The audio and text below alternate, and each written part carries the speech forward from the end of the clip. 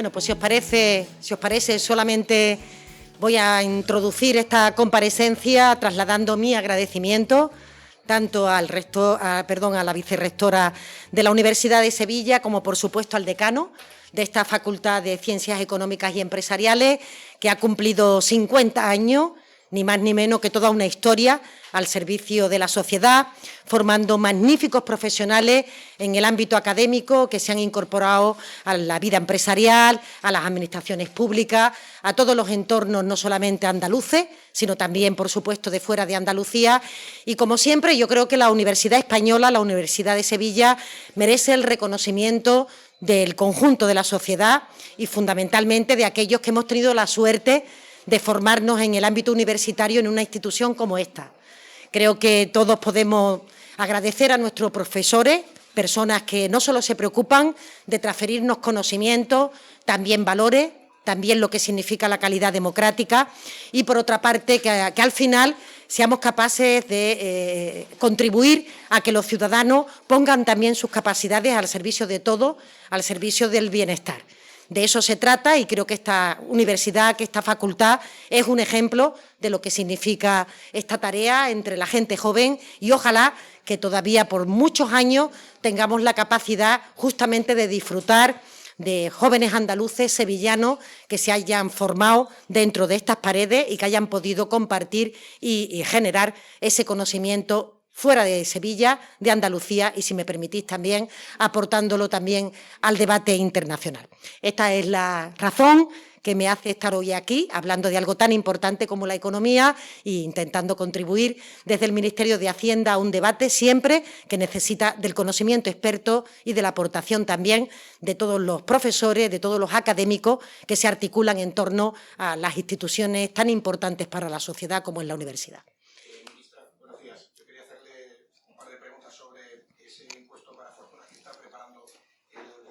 ¿Cómo se va a resolver la doble imposición? Y, por ejemplo, ¿qué pasa con una persona que ya pague el impuesto de patrimonio en Cataluña o en Asturias, que pagará también el nuevo impuesto que prepara el gobierno? Y, por último, bueno, tiempo al tiempo, tiempo al tiempo.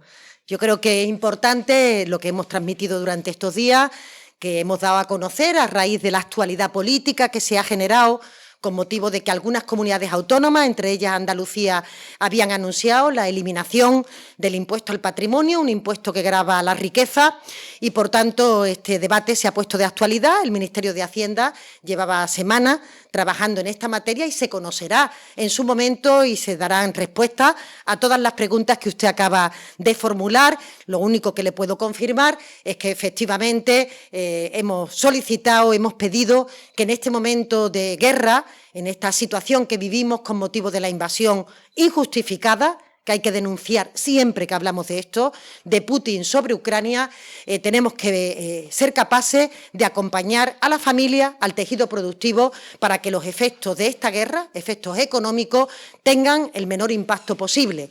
Sobre todo, siempre insisto, en la clase media de nuestro país.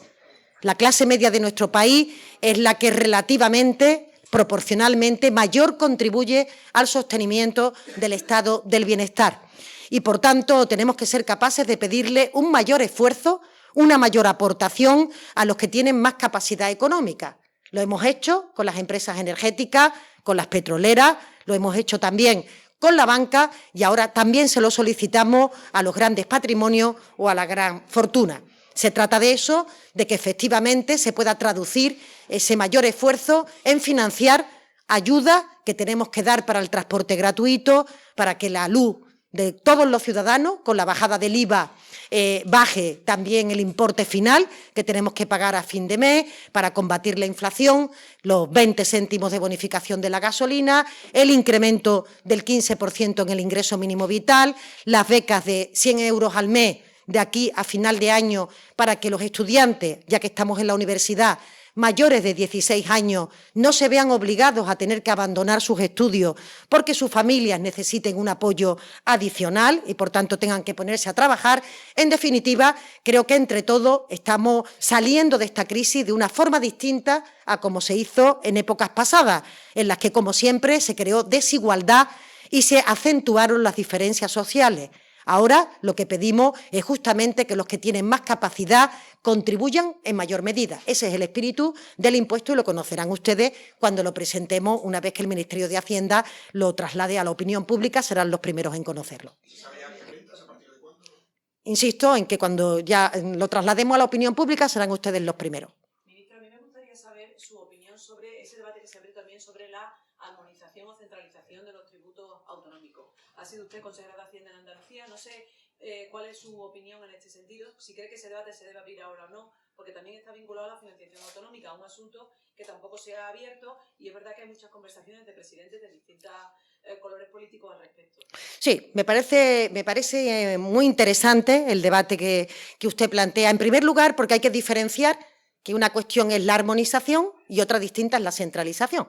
La centralización es una competencia que tiene una administración, quitársela a esa administración para llevarla a la administración central o al revés. No se trata de eso nunca, que yo recuerde, ninguna comunidad autónoma ha hecho o ha planteado ninguna cuestión de recentralización. Lo que sí, yo diría que la mayoría de las comunidades autónomas lo que sí han planteado es una armonización. ¿Y por qué plantean las comunidades autónomas esta cuestión? Yo creo que es por una razón bastante intuitiva. Hay determinados territorios de España, en este caso Madrid, que por el efecto capitalidad, y es por ese efecto, no por ningún otro, no por talento, no por capacidad de emprendimiento, no por políticas públicas, sino por el efecto capitalidad y diseño radial que tiene un país como España, fruto de toda nuestra historia y fundamentalmente de los 40 años de dictadura. Ese efecto capitalidad provoca que haya una mayor concentración de rentas altas y de patrimonio en la zona de Madrid o en la capital de nuestro país, en la capital de España. Y, por tanto, al haber una mayor concentración de renta, se produce una mayor recaudación que lleva a que gobiernos autonómicos en ese entorno decidan bajar los impuestos. Y eso provoca en el resto del territorio una situación que le hemos venido a llamar dumping fiscal. La principal expresión la hemos tenido hace unos días, en la que hay otras comunidades autónomas que piensan que por el hecho de que se bajen los impuestos en Madrid están en una desventaja competitiva. A eso se le llama dumping fiscal, justamente, a que por el efecto de uno, el resto, que no disfrutan de ese efecto capitalidad y, por tanto, no tienen tanta concentración de renta y, por tanto, tantos recursos. Es más, el señor Moreno Bonilla permanentemente le pide al Gobierno de España un incremento en los recursos. Cuando se produce esta situación, se hace una espiral de bajada de impuestos. ¿Lo han visto ustedes estos días? Después de que Andalucía anuncia la bajada del impuesto, la eliminación del impuesto de patrimonio, sale Murcia y anuncia la eliminación del impuesto de patrimonio. Curiosamente, hay otras comunidades autónomas que no han entrado dentro de esa espiral, también del Partido Popular, que sería bueno que el señor Feijóo también definiera en el entorno de las comunidades autónomas cuál es la posición respecto al impuesto de patrimonio. Pero, dicho esto, se produce una situación de espiral, que es a lo que le llaman los técnicos, los expertos, dumping fiscal. Ocurre igualmente en Europa. En Europa, si algo estamos combatiendo desde los países, es justamente que haya una situación de paraísos fiscales o de territorios que no cooperan en materia de fiscalidad para evitar que se produzca un desplazamiento de capitales y, por tanto, que haya otros territorios que se vean obligados a bajar la fiscalidad. Cuando esto se produce, ¿quién pierde? Pierden los ciudadanos. Los ciudadanos son los que disfrutan del estado del bienestar, la sanidad pública, la universidad pública, la educación pública, la dependencia, la política de vivienda, la justicia gratuita. Esto es lo que nos permite que las sociedades sean sociedades que combatan la desigualdad. O, dicho de otra manera, que aquel que no ha tenido la suerte de nacer en una familia que tiene muchos recursos no se vea abandonado a su suerte y se vaya multiplicando generación tras generación esa situación de injusticia social y, por tanto, de falta de redistribución, al menos de aquello que nos permita a todos ser iguales ante la enfermedad o ante el talento de nuestros hijos. Por tanto, la situación que se protagoniza con esas bajadas fiscales encadena, en dominó, para que nos entiendan los ciudadanos, perjudica al conjunto de los ciudadanos por el simple hecho de que Madrid, ostentando la capitalidad, intenta imponer un esquema mental. Y otro, en vez de competir en situaciones como el impulso a las energías renovables, la capacidad de tener servicios públicos de calidad, el tener, como estamos aquí, una universidad de excelencia, compran ese esquema mental que solo le puede beneficiar a la capitalidad y, por tanto, que perjudica al resto de territorios. ¿Qué han pedido las comunidades autónomas cuando se aborde la financiación autonómica? Que se evite esto, y a eso se le llama armonización, que no es vaciar de competencia la capacidad autonómica, es meter una horquilla que ya existen otros impuestos, a partir de la cual uno se mueve y ejerce su propia competencia. Y eso lo han pedido comunidades autónomas de todos los colores políticos, porque les perjudica que se produzca ese efecto espiral. Ministra, aunque no sé si me podrá dar la cifra o si querrá dar la cifra de cuánto esperan recaudar con el nuevo impuesto y si se va a limitar a lo que es, si estoy entendiendo de sus palabras, a compensar lo que es ese desfase del dumping fiscal o va a ir más allá. Yo comprendo que permanentemente me preguntan ustedes a propósito de la figura fiscal, pero quiero ser seria y rigurosa en esto. Presentaremos el impuesto en toda su totalidad cuando llegue el momento y, por tanto, podremos responder a todas esas preguntas. No creo que de mis palabras se pueda inferir eso. Lo único que digo y lo único que transmito es que, ante la pregunta de recentralización, armonización, lo que digo es que en este país existe una circunstancia que se ha agravado en los últimos tiempos, en la que, por el efecto capitalidad que ejerce Madrid, está provocando una situación en la que el resto de territorios dicen que van a bajar los impuestos para competir con Madrid. Y eso es a lo que se llama dumping fiscal, a que los territorios se vean obligados a tener que bajar la fiscalidad presuntamente, que no es cierto, que ese argumento es falaz, para poder competir con aquellos que por el efecto simple y llanamente de la capitalidad, no porque haya más talento, no porque haya más capacidad de innovación, no porque haya mayor emprendimiento, no, es porque este país, fruto sobre todo de la dictadura, tiene una estructura que es muy radial, donde las infraestructuras están muy concentradas en Madrid, donde hay una distribución de las carreteras, de las líneas de ferrocarriles, de la parte de todo lo que significa la movilidad, que está muy centrado en esa estructura radial. Siempre lo hemos dicho desde comunidades autónomas como Andalucía y combatimos ese tipo de estructuras tan radiales. Y lo que ocurre es que el resto de comunidades autónomas, según palabras del señor Moreno Bonilla, lo que pretende, según palabras del señor Moreno Bonilla, es competir con Cataluña, dijo él, que espero que no lo haga para enfrentar territorios, porque podía haber hablado de Galicia o de Castilla-León, sin embargo, habló de Cataluña, no creo que sea casual, que siempre nos gusta traer Cataluña en vez de para reconocer el clima mucho más tranquilo que tenemos en nuestro país. Parece, ¿no?, que se empeña uno siempre en intentar enfrentar territorios, sino que dijo claramente que quería competir para atraer. Mire usted, que se trata de cooperar, que se trata de que las comunidades autónomas como Andalucía puedan ser impulsoras de algo tan importante, por ejemplo, como las energías renovables. Andalucía tiene condiciones inmejorables para tener liderazgo internacional en todo lo que significa el tejido productivo asociado, por ejemplo, a la energía renovable, a la agricultura, a las ciencias de la salud, a muchos elementos, a la aeroespacial, a muchos elementos tecnológicos que son imprescindibles. Entonces, puestos a competir, ojalá podamos competir creando un tejido productivo en esta comunidad autónoma que nos permita ser vanguardia en el conjunto del mundo. Tenemos el talento, tenemos la capacidad, lo que hay que tener es voluntad política de impulsarlo. Yo quería también preguntarle por el tema de la deflación del IRPF, bueno, por el hecho de que en el País Vasco se haya acordado con el apoyo de los socialistas. No sé si esa es una postura que el Gobierno comparte, si quieren manifestarlo de alguna manera y si nos puede aclarar cuál es la postura del Gobierno. Sí, tuve ocasión esta semana también de transmitirlo, creo recordar, que a una pregunta en el Senado, y ya transmití que el Gobierno de España había sido muy claro respecto a esta cuestión por 3 elementos fundamentales. El primero, todas las medidas que estamos poniendo en marcha pretenden combatir la inflación. Esta medida no combate la inflación. En segundo lugar, porque cuando se enuncia la medida resulta engañosa.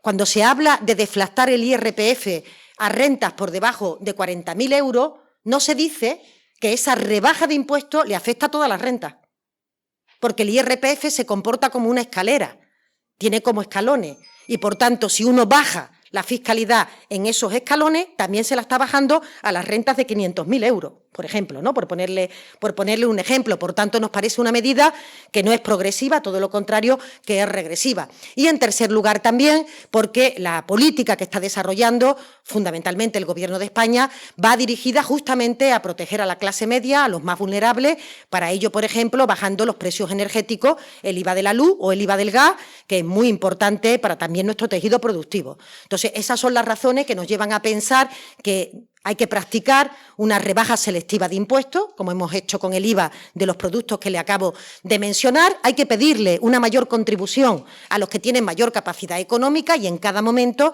iremos acompañando las medidas para permitir, sobre todo, que la clase media de nuestro país, yo insisto mucho en este concepto porque me parece muy importante, tenga en cuenta que la población vulnerable no se beneficia si se deflacta el IRPF, porque no paga IRPF, están exentos del pago de IRPF.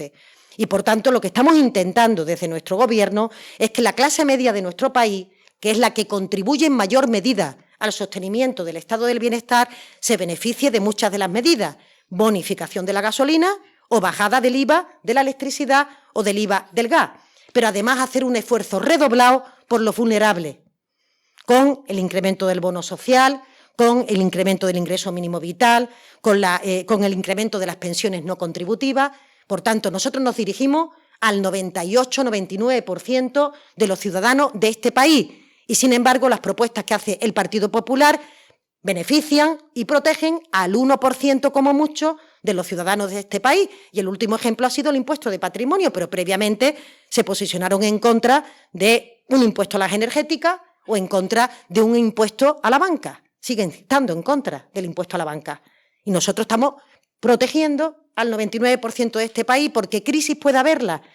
La pregunta es cómo se sale de la crisis y quiénes son los que pagan la crisis. Y lo que el Gobierno no está dispuesto a que, como ocurrió con la crisis financiera, la paguen los de siempre.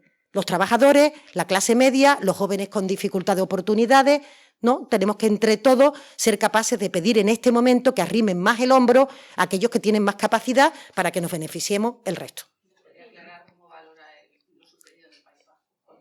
Bueno, el País Vasco es competente en su materia, yo respeto lo que haga el Gobierno vasco, ya he dicho mi opinión, pero yo creo que con mi opinión está perfectamente claro lo que opino a propósito de esas medidas. Ministra, sobre el impuesto de patrimonio que acaba de mencionar, ¿cree que la suspensión del patrimonio en Andalucía supone una posición de debilidad para la comunidad en la negociación de la financiación autonómica? Y otra pregunta, sobre la S40.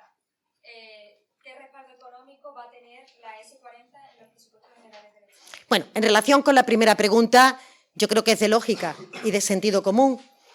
Si uno, en el marco de sus competencias, está promoviendo políticas que bajan la recaudación, es incoherente. No tiene ningún sentido pedirle al Gobierno de España mayores recursos. Pero es que le digo más, es que es incoherente pedirle a Europa mayores recursos. No tiene ningún sentido que esta crisis, que en Europa por primera vez se ha saldado haciendo una mutualización de la deuda, para que nos entiendan los ciudadanos, a España van a llegar 140.000 millones de euros que se pagan por parte de todos los europeos. Y llegan a España, a nuestro país, para que seamos capaces de combatir las situaciones económicas derivadas, primero de la pandemia y ahora de la crisis de Ucrania. ¿Cómo cree usted que nuestros socios europeos viven que el país, con sus propias competencias, proceda a una bajada fiscal mientras que le pide recursos a Europa? Pues igual ocurre entre las comunidades autónomas y el Gobierno de España. Cuando uno dice que no tiene recursos suficientes para poder financiar la sanidad, la educación o la dependencia, ¿qué sentido tiene que baje impuestos y que luego le diga al Gobierno de España que quiere un mayor volumen de recursos? Además de ser incoherente, provoca malestar entre los territorios.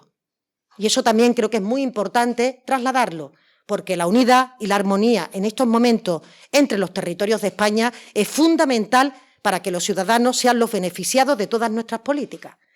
Yo creo que ya está bien de políticas de confrontación que no conducen a nada y en la que probablemente el señor Moreno Bonilla ha ido viviendo durante la legislatura anterior. Tiene mayoría absoluta que gobierne y, por tanto, que lejos de estar todo el día confrontando, pues haga cosas que sean buenas para nuestra comunidad autónoma y que las ejerza y que no se escude permanentemente en el Gobierno de España. Verá, Según el Partido Popular, tendremos ocasión de hablarlo hoy en la intervención que tendré con motivo de esta invitación en la facultad. Según el Partido Popular, a mayor bajada fiscal, mayor recaudación. Por tanto, la pregunta sería, bueno, entonces, ¿por qué cuando el señor Montoro llega en el año 2012 a Moncloa, protagoniza la mayor subida fiscal que ha tenido nunca nuestro país? Dicen los populares, porque nos dejaron las arcas esquilmadas. Oiga, pues ¿no dice usted que a mayor bajada fiscal, mayor recaudación? ¿Por qué cuando ustedes gobiernan suben los impuestos y cuando están en la oposición lo que hablan permanentemente es de bajada fiscal?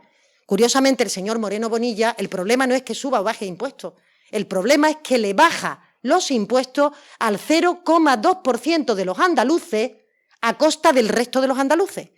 Porque dejar de recaudar 120 millones de euros significa menos sueldo para los sanitarios, significa menos profesores en una facultad como la que nos encontramos, significa menos atención a la dependencia, menor política de vivienda, menores oportunidades para el empleo, menor apoyo al tejido productivo.